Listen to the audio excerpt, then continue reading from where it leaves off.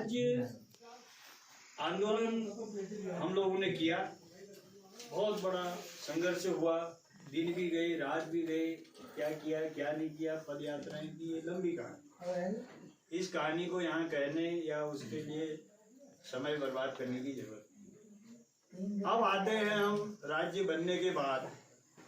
जब राज्य बना तो हमारी कुछ उम्मीदें थी कि इस राज्य का एक विकास का खाका जो राज्य आंदोलनकारियों ने तैयार किया था, शहीदों ने सोचा था कि हमारे नौजवानों को रोजगार मिलेगा, हमारे पहाड़ की जो जल संपदा है, जो वन संपदा है, जो खनिज संपदा है, उसका उपयोग होगा और हमारे नौजवानों को उसका लाभ मिलेगा, जो यहाँ की संपदाएं हैं। और अजीब विडंबना है, राज्य बनने के बाद जिन लोगों के हाथों में ये राज्य आया, उन लोगों ने यहाँ की व्यवस्था को कुछ इस तरह से चलाया, जितनी हमारे पास अकूत जल संपदा है, बिजली बनाने से ही हम इस राज्य को पाल सकते हैं, यहाँ के लोगों को घर घर को रोजगार दे सकते हैं, घर घर में खुशहाली ला सकते हैं। इतनी बिजली पैदा करने की क्षमता उत्तराखंड की है। इतनी बेशकीमती जड़ी बूटियां हमारे उत्तराखंड में हैं। हम देश ही, राज्य ही नहीं, देश को, दुनिया को आयुर्वेदिक जड़ी बूटियां सप्लाई कर सकते हैं। पवित्र पावनी गंगा नदी हमारे पास है। हमारे बड़ोनी जी का चित्र हमने यहाँ पर लगा रखा है। बड़ोनी जी से एक बार एक पत्रकार ने पूछा मुंबई में कि आप बताइए उत्तराखंड कैसे बाइबल होगा, कैसे स्वावलंबी होगा, कैसे पालोगे आप उत्तराखंड को। उन्होंने कहा हम गौमुख का पानी, गंगोत्री का पानी जो है पूरे विश्व में बेचेंगे और हम केवल गंगा ही हमारे उत्तराखंड को पाल देगी। ये ऐसा सपना था हमारा, लेकिन आज वो सारे सपने हमारे न हमारी जल संपदा और उसी गंगा जल पर 100 करोड़ के प्रोजेक्ट वो बात है, उसी गंगा जल को कर रहे हैं, लेकिन वो व्यक्तिगत फायदे के लिए कर रहे हैं। हमारा सपना था कि जनता के उपयोग में वो आएगा। जिस राज्य को अपनी जल संपदा, अपनी खनिज संपदा, अपनी धार्मिक पर्यटन, अपने रमणीक स्थलों के पर्यटन के विकास से देश के अग्रणी राज्यों में होना चाहिए था, आज वो राज्य बनने के 22 वर्ष के बाद देश के सबसे पिछड़े राज्यों में है। ये हमारी यहाँ पर 22 साल में बनने वाली सरकारों ने हमें दिया है। आज हमारी सारी खेती चौपट हो गई है। जंगली जानवरों ने जो है यहाँ पर लोगों का जीना मुहाल कर दिया, लोगों के जान माल का खतरा पैदा हो गया है।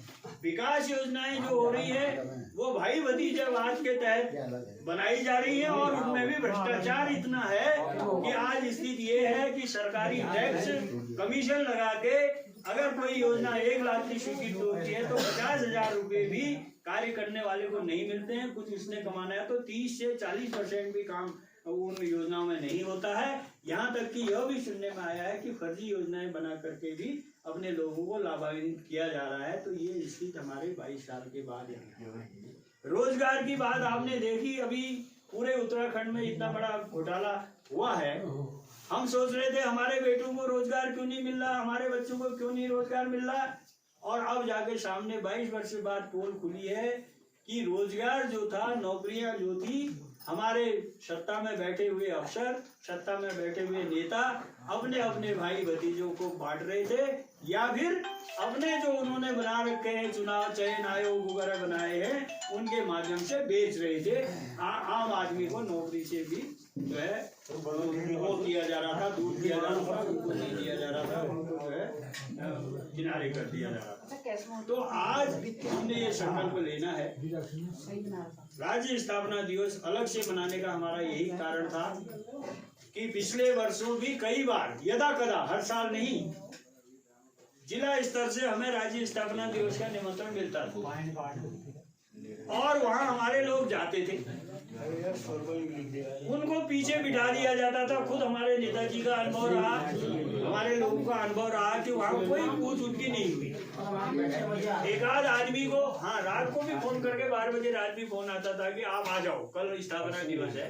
तो इस तरह से औपचारिक रूप से बुलाया जाता था। तो इसलिए हमने कहा कि भैया हम क्यों ऐसे निमंत्रण को स्वीकार करें जो आपका अगले दिन आ रहा है और वहां जाके भी खाली बैठ जाना है आपने, जाके पीछे की कतार में। बाकी आगे आपके नेता बैठेंगे, अफसर बैठेंगे और आपके चहेते बैठेंगे और सत्ताधारी दल के नेता बैठेंगे। बाकी राज्य आंदोलन के साइड में बैठेंगे या खड़े होने की जगह होगी तो खड़े हो जाएंगे। कोई उनकी पूछ नहीं होती थी। खुद नेताजी का हमारा ये अनुभव रहा है, इसलिए हमने ये निर्णय लिया था कि हम जो है राज्य आंदोलन जो है अपने स्तर से राज्य स्थापना दिवस मनाएंगे। और वो मनाया और इसमें आप सबने भागीदारी की और इसके लिए आप बहुत बहुत धन्यवाद के पात्र भी हैं और बधाई के पात्र भी हैं कि आप लोग उपस्थित हुए। और अभी भी बहुत सारे लोग जिन्होंने लोगों को आना चाहिए था वो लोग नहीं आ पाए। कोई बात नहीं, आगे के कार्यक्रमों में वो जो है भागीदारी करेंगे, ऐसी हम उम्मीद करते हैं। अब जो है रहा सवाल कि किस तरह से हम आगे को इसको चलाएंगे, कैसे हम करेंगे। मोहनदा का भी सुझाव आया है, नेताजी का भी है, बाकी लोगों का भी है, बनोला जी का भी है, शर्मा जी का भी है कि हम लोगों को एकजुट होकर के क्षेत्रीय समस्याओं को उठाना चाहिए। बिल्कुल उठाया जाएगा। और यूँ भी अगर कोई समस्या वो किसी गांव की हो, हमारे आसपास के गांव की नहीं, वो कोई व्यक्ति हो, किसी दल का हो, किसी पार्टी का हो, किसी जाति का हो, कोई मतलब नहीं। हमें हमारे पास कोई पहुंचता है तो हम पूरा प्रयास करते हैं उसको जिलाधिकारी से मिलाना हो, उसे एसडीएम से मिलाना हो, उसे किसी अन्य अधिकारी से मिलाना हो, उसको अखबार में उसकी मांग को उछालना हो। हमारा पूरा प्रयास रहता है कि उसको हम करें। और भविष्य में हम राज्य आंदोलनकारी संगठन या फिर सामाजिक संगठन या जो भी कोई राजनीतिक दल के माध्यम से भी किसी से हम समझेंगे तो हम इसको और तेज करेंगे भविष्य में इस बात को। और आप लोगों का निरंतर इस मामले में सहयोग लेंगे, क्योंकि हमें अपनी भी जो हम ये ज्ञापन हम मुख्यमंत्री जी को भेज रहे हैं और जो हमारी भी जो समस्याएं हैं, हमारे क्षेत्र की समस्याएं हैं, उनके लिए तो हमें संघर्ष करना ही है।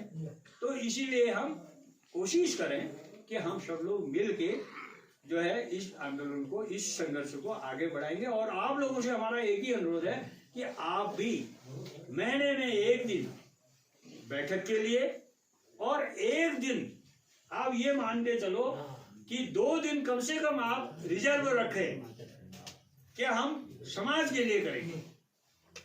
पहले तो हम रिजर्व करेंगे कि हम हफ्ते में 2 दिन समाज को देंगे।